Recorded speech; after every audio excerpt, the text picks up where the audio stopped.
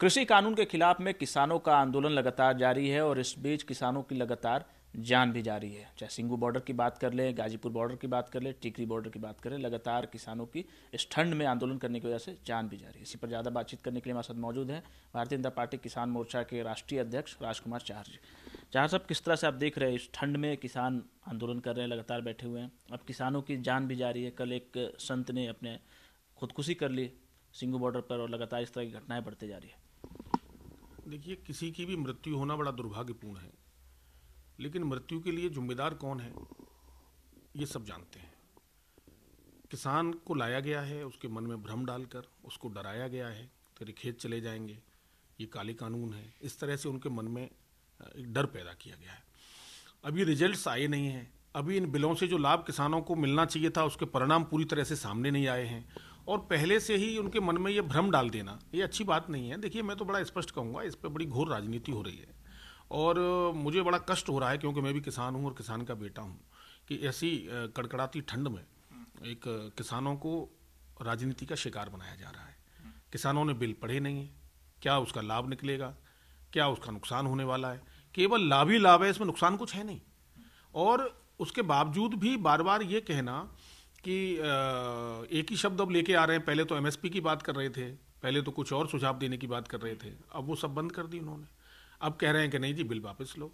जब बिल हम लाए इसलिए हैं, सरकार हमारी, देश के प्रधानमंत्री नरेंद्र मोदी जी किसानों की चिंता करके बिल लाए हैं कि उनकी आय बढ़े, इसके लिए बिल लाए गए हैं, किसानों की खुशहाली के लिए बिल लाए गए हैं, तो वापस कैसे हो जाएंगे वो बिल? तो वापस तो हो नहीं सकते।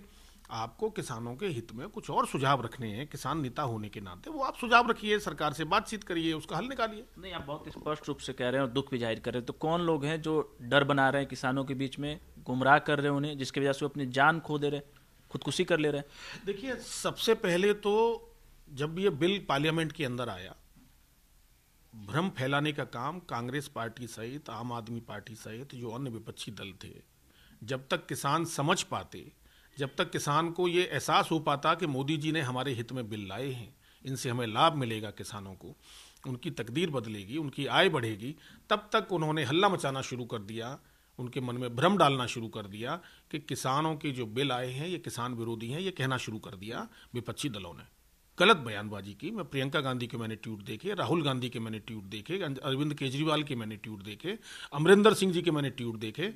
सारे ट्वीट्स के अंदर झूठ और फरेब लिखा हुआ है। ये डराना कि एमएसपी खत्म हो जाएगी, ये जिम्मेदार नेता है देश के, ये जिम्मेदार नेताओं को इस तरह की भाषा का प्रयोग नहीं करना चाहिए। सरकार क्यों नहीं उन्हें गलत ठहराती है? सरकार क्यों नहीं ट्वीट करती है? आप लोग क्यों नहीं सामने आते सरकारों को?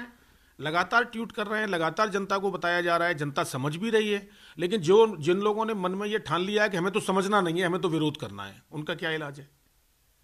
भाई, उनका तो कोई इलाज है नहीं। पर जान जा रही है ऐसे में। नहीं, जान जाने के लिए तो मैं फिर कहूँगा, वो लोग दोषी हैं जो किसानों को बरगला कर लाए हैं, वो लोग दोषी हैं जिन्होंने किसानों के मन में जहर घोला है, वो लोग दोषी हैं जिन्होंने किसानों के मन में भ्रम पैदा किया है, वो लोग दोषी हैं जिन्होंने किसानों को डराया है, एक तरह से उनके मन में शंका पैदा की है और भोले वाले किसानों को लाके आंदोलन में खड़ा कर दिया है।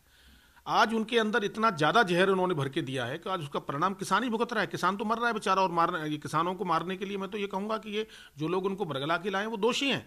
ये मैं आपसे फिर कह रहा हूँ, दावे से, किसान होने के नाते भी कह रहा हूँ। इन बिलों को मैंने अध्ययन किया है, इन बिलों को मैंने पढ़ा है और आज किसान का बेटा इन बिलों को पढ़ रहा है। इस बिलों में केवल एक ही लाइन है कि किसान को आज़ादी कैसे दी गई है, किसान की स्वतंत्रता बढ़ाई गई है, किसान अपनी उपज का खुद मूल्य तय करने जा रहा है, बिचौलियों की व्यवस्था समाप्त हो रही है। तो बिचौलियों के अंदर डर एक पैदा हो गया है, उनके अंदर पेट में दर्द है, वो चाहते हैं कि कुछ न कुछ होता रहे, सरकार को घेरते रहना चाहते हैं।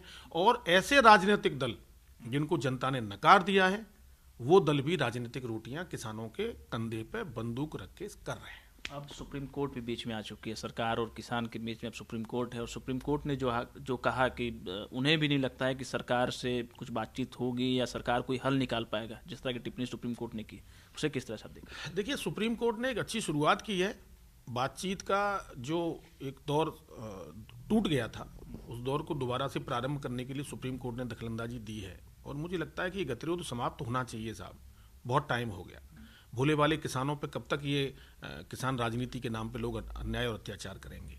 जल्दी बातचीत हो, कमेटी बने किसानों की, सरकार की कमेटी बनने की सरकार ने बात कही है और नरेंद्र तोमर साहब लगातार बातचीत कर रहे हैं, पीयूष गोयल जी लगातार बातचीत कर रहे हैं।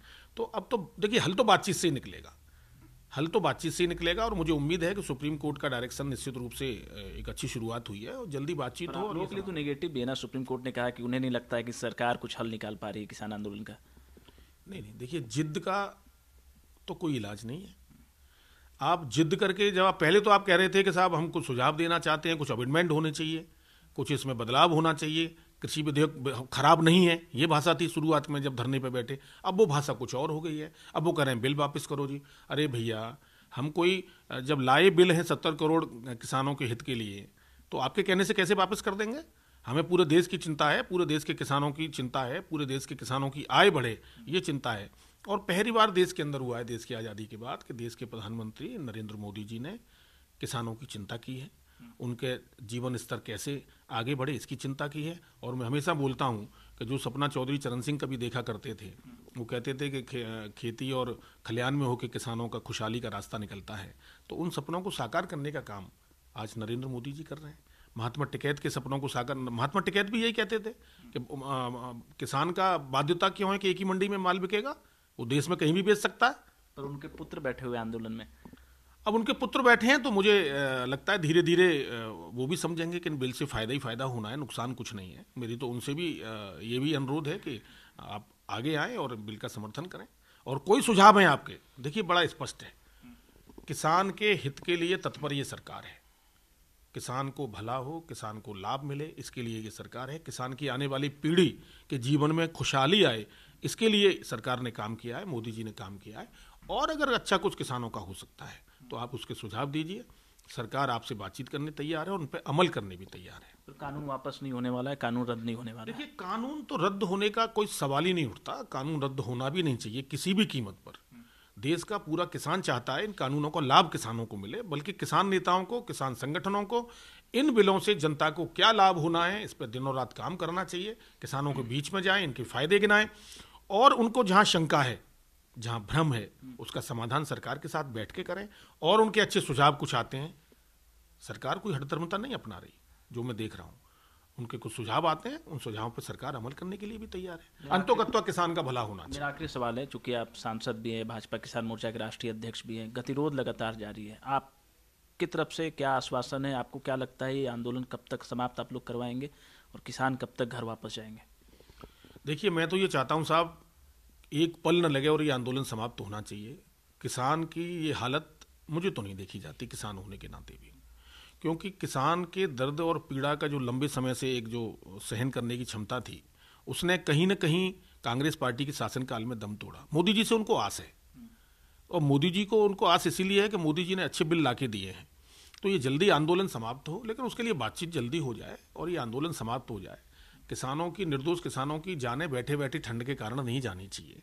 और ये लोग जो राजनीति कर रहे हैं, वो राजनीति अपनी नहीं करें भाई। किसानों के कंधों पर राजनीति मत करो, कम से कम किसानों को माफ करो भाई। किसानों के कंधे पर राजनीति क्यों कर रहे हो आप? राजनीति करनी है तो आपको और सारे मुद्दे पड़े हैं, क्यों किसान के पीछे पड़ गए हो? क्या बिचौलिए इतने ताकतवर हो गए कि उनको खुश करने के लिए आपको ये सब करना पड़ रहा है? तो मेरी तो यही मांग है कि बार बार मैं यही प्रार्थना करूंगा, और किसानों से भी मैं अपील करना चाहता हूं, एक किसान होने के नाते, सांसद होने के नाते, किसान मोर्चे के राष्ट्रीय अध्यक्ष होने के नाते, आप विश्वास रखिए ये बिल केवल आपको फायदा पहुंचाने वाले हैं, आपको नुकसान नहीं होगा। बहुत बहुत शुक्रिया भारत समाचार को समय देने के लिए। तो साफ तौर पे कहना है कि इस बिल से किसानों को फायदा होने वाला और संवाद से इस पूरे आंदोलन का हल जल्द निकलेगा। कैमरामैन रोहित के साथ रवि सर्राफ, भारत समाचार, दिल्ली।